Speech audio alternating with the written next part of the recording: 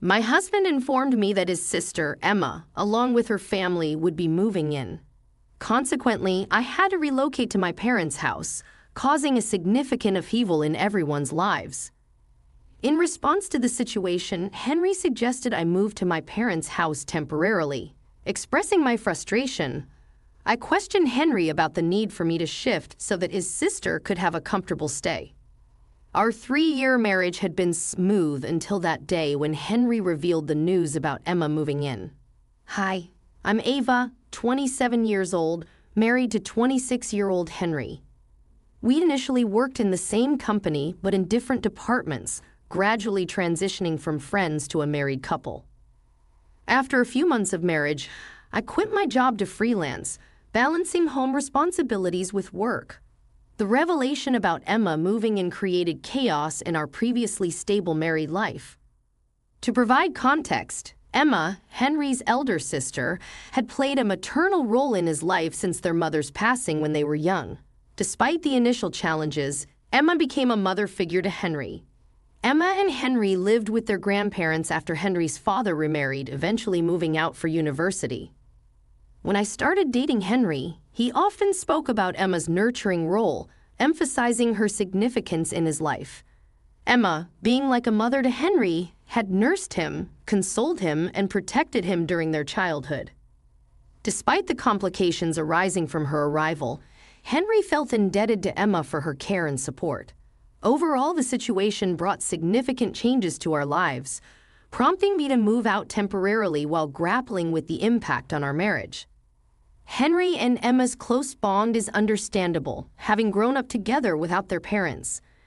However, Emma's maternal instincts towards Henry sometimes became intrusive and suffocating. She was overly critical under the guise of protection, even influencing some of Henry's past breakups with her noseness.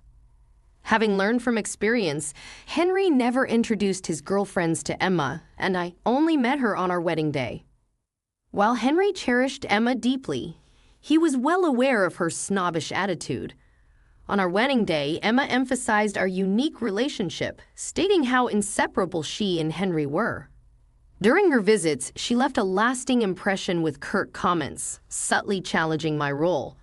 Despite my discomfort, I endured these encounters on important occasions like birthdays and Thanksgiving because of Henry's sense of obligation to his sister.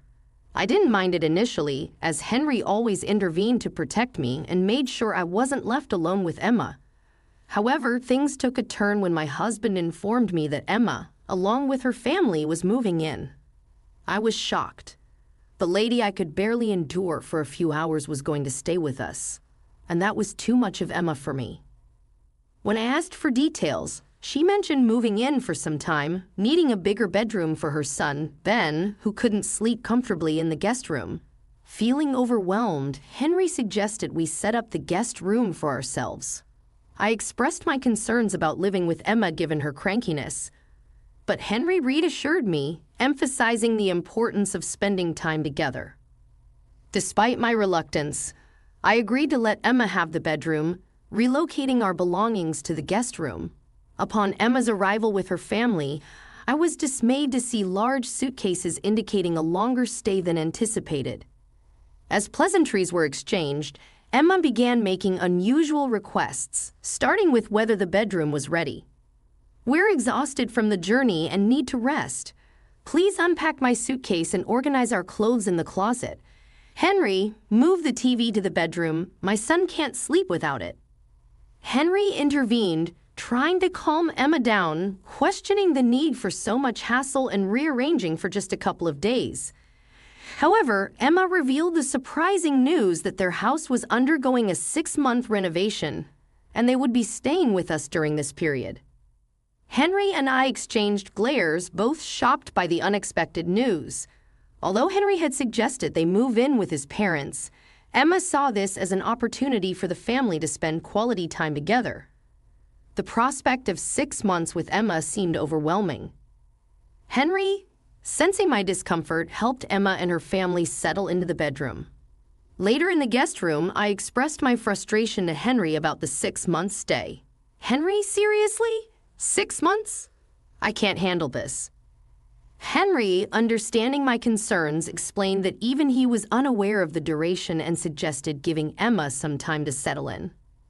Despite my reluctance, Henry encouraged me to give it a chance, insisting that once Emma got to know me better, things might improve. Reluctantly, I agreed to give it a shot. Although the next few days turned out to be a nightmare for me, I made every effort to accommodate Emma's unreasonable requests, from cooking exotic meals to taking care of her son Ben. However, she offered no assistance with household chores. Fortunately, her husband Henry was kind and empathetic toward me. Henry acknowledged my efforts and offered help, expressing concern for the hard work I was putting in. However, Emma dismissed his offer, insisting that I could manage on my own as a host. After a few days, Henry decided to stay with his parents, closer to home and work, to oversee the renovation. Once he left, Emma's behavior took a turn for the worse. She upgraded her food requests to demands, specifying dishes like turkey pineapple pie and lobster bisque. Despite my reservations, I nodded in agreement. Henry tried to balance his time after work, but Emma insisted on him spending evenings with her. She wanted to relive childhood memories by playing tennis on the lawn, leaving me to manage the household alone while Emma enjoyed meals and leisure activities. I found myself tirelessly cooking, cleaning, and serving them like a servant. Adding to the challenges, Ben proved to be a handful, breaking the TV remote, damaging the wall clock, and causing havoc in the house. Emma nonchalantly dismissed Ben's mischief, attributing it to typical childish behavior. Each time he damaged something, she sighed and commented on the nature of kids, leaving me to handle the aftermath. I anticipated that you'll understand the challenges once you have your own child, she remarked. Reflecting on the situation, I couldn't help but think that if my child were to behave similarly, I would ensure they learned a lesson they wouldn't forget. As the exhausting week passed, Emma's demands seemed never-ending. Her wish list grew day by day, and the genie in me was tired of fulfilling her requests. The breaking point came when she handed me a menu card detailing the different meals she wanted for herself, Ben, and the family. She acknowledged the unconventional nature of her food choices, emphasizing the need for separate meals based on individual preferences. Frustrated, I locked myself in my room, opting to wait for Henry to return. Upon Henry's return, he confronted me about the situation, informed by Emma's complaints. I handed him the menu card, and he, visibly angered, read through the list. Rather than reacting impulsively, Henry suggested a solution.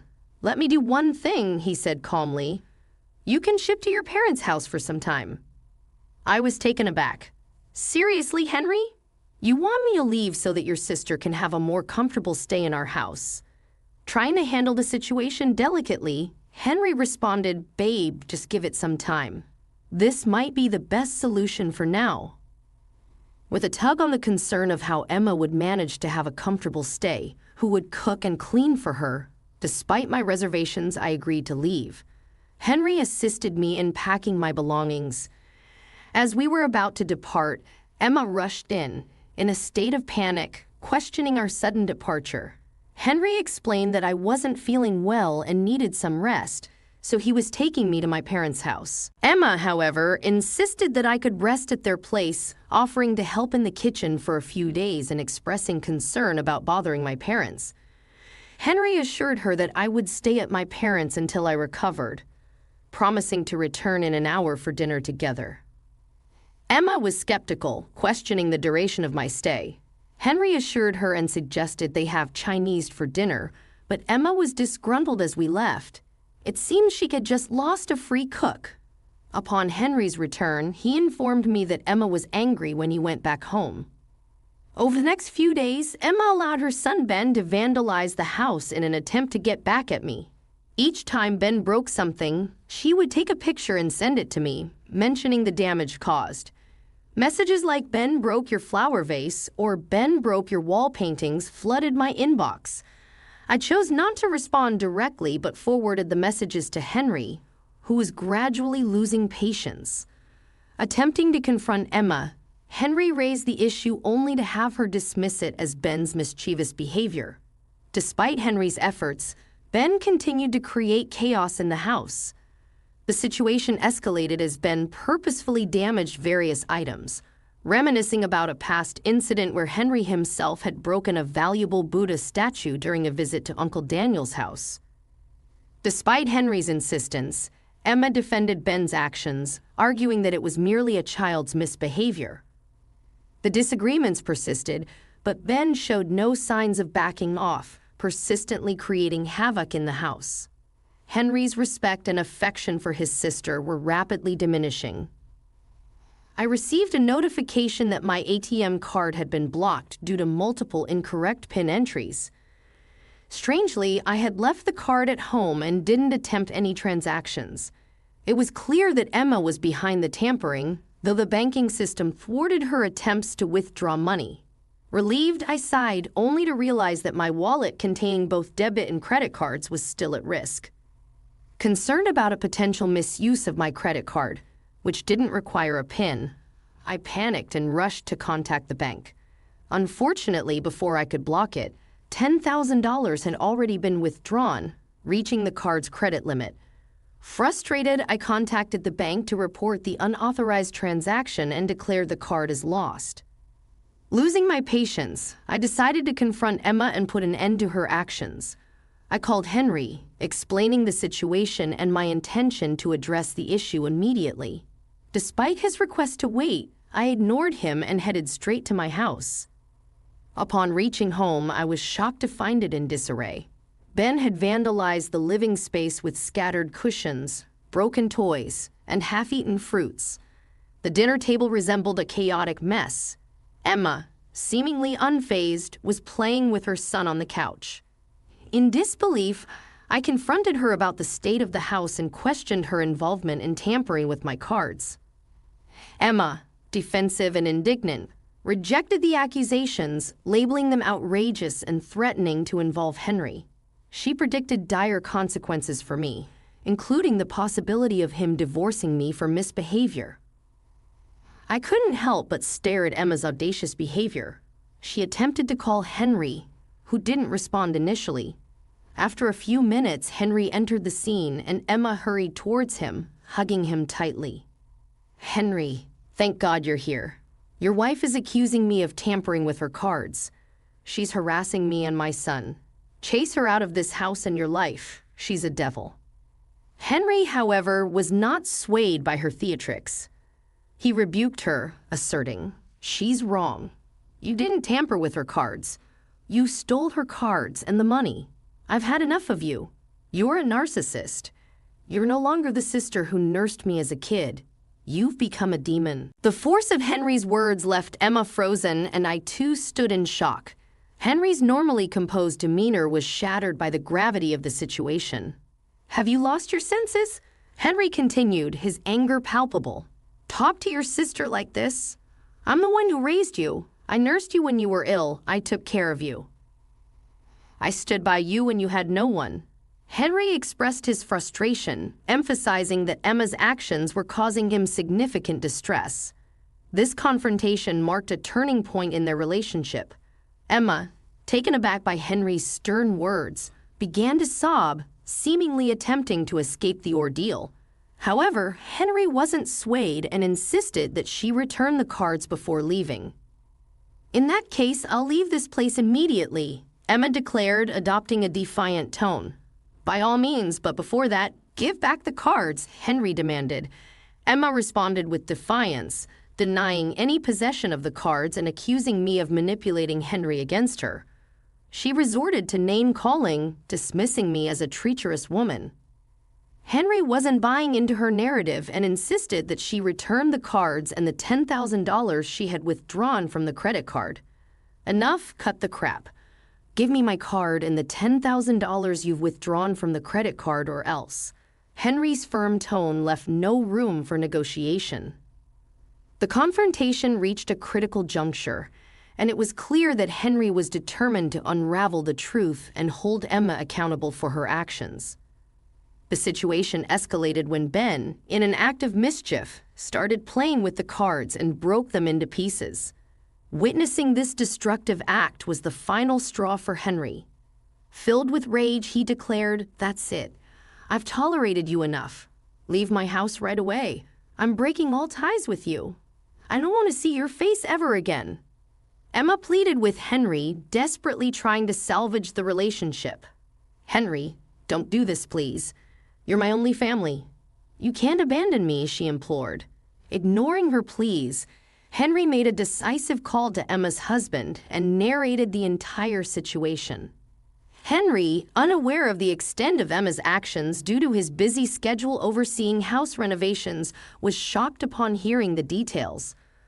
He acknowledged Emma's possessive nature and admitted to facing difficulties in dealing with her insecurities.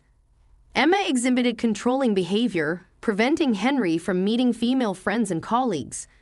Even visits from Henry's parents and siblings triggered her crankiness. Upon learning the truth, Henry rushed to our house, expressing sincere apologies to both Henry and me. He offered to compensate for the damages caused by Ben, but Henry declined the offer. Despite Emma's reluctance to leave, Henry took charge, dragging her out of the house. It was a moment of relief for me as finally, I could bid farewell to Emma. With her eviction, the burden of enduring Emma's taunts and humiliations at family gatherings was lifted.